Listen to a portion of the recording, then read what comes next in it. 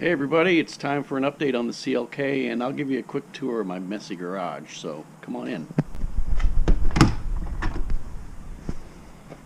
Well, there she is. I can't believe I drove that thing in here 3 weeks ago, and it already looks like a barn find. So, in the best of circumstances, I'm kind of a sloppy worker, but things are extra sloppy right now because we're doing a remodel on our house, so I got a whole bunch of extra boxes and crap stuffed in here that don't normally go in here. So here, I'll give you a quick tour of my messy garage. Boxes from the house, 10-foot long workbench with a stainless steel top, which I love, full of crap. I've also got crap sitting up here. I'm trying to sell some stuff from the E55. Got my rotors for the CLK I haven't put on yet. There's the console. There's the old transmission for my E55. More crap that I'm trying to sell. More crap from the house. More crap from the E55. Every single item I've taken off that car, I've saved. If I ever do decide to sell it, I can put it back to 100% stock because everything was bolt on and off. So that's what all that stuff is.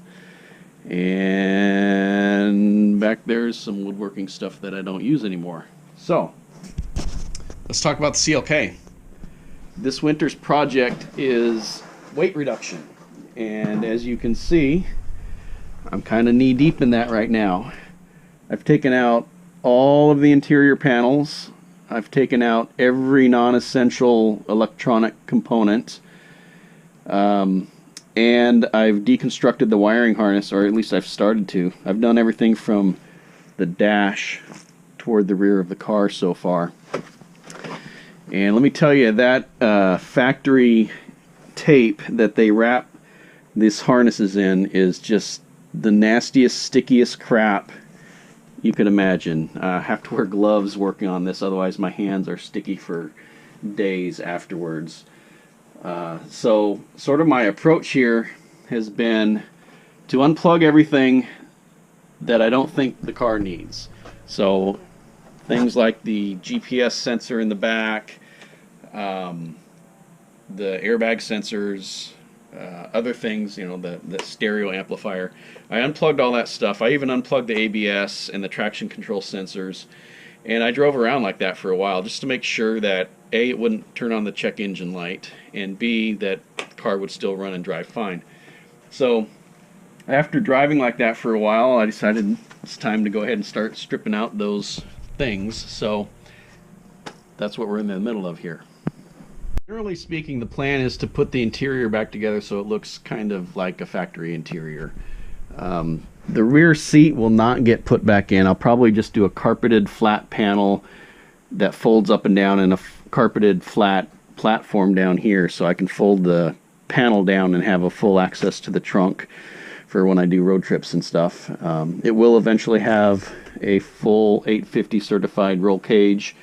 The rear carpet's not going to go back in.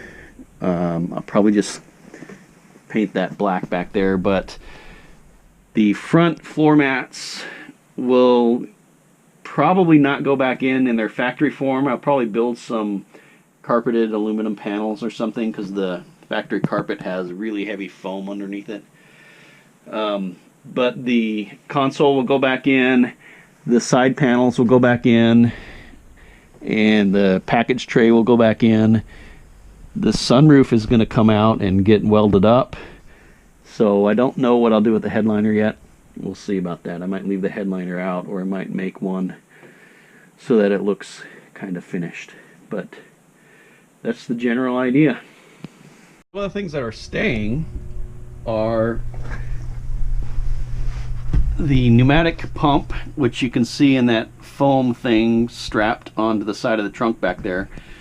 Because unfortunately this car uses pneumatics for the trunk lock, the door locks, and some other things like the headrest, which I've removed those, but the locks do not lend themselves to converting to electrical actuation. So I have to leave that pneumatic pump in there. I'm going to strip the wires off that control things like the headrest and maybe one or and the seats, like the old seat bladders I don't need anymore. But I have to leave the pump in there because it controls the trunk and the door locks.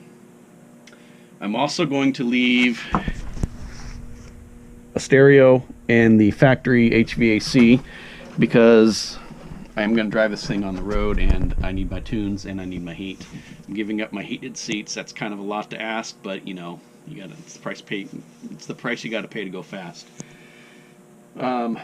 Eventually, the dash will be replaced with a race pack unit, and the transmission controller, which is under that, is going to be replaced with a standalone PCS unit, and the ECU, which is in the engine compartment, will get replaced with a Holley Dominator, which is going to probably live right here underneath the passenger seat.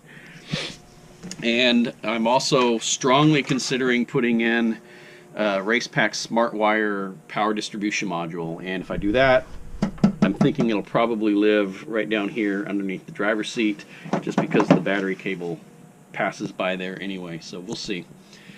But for now, I need to do a systems test and make sure everything still works, so stand by. I hooked the battery back up, so let's make sure that I haven't disconnected any critical systems.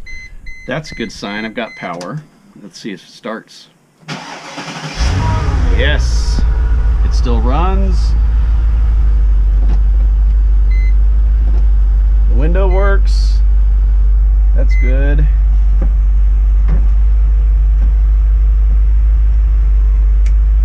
Mirror moves. I can't test the HVAC or stereo right now, but that was a good enough test just to make sure that I haven't killed anything critical. So I think I'm ready to move on.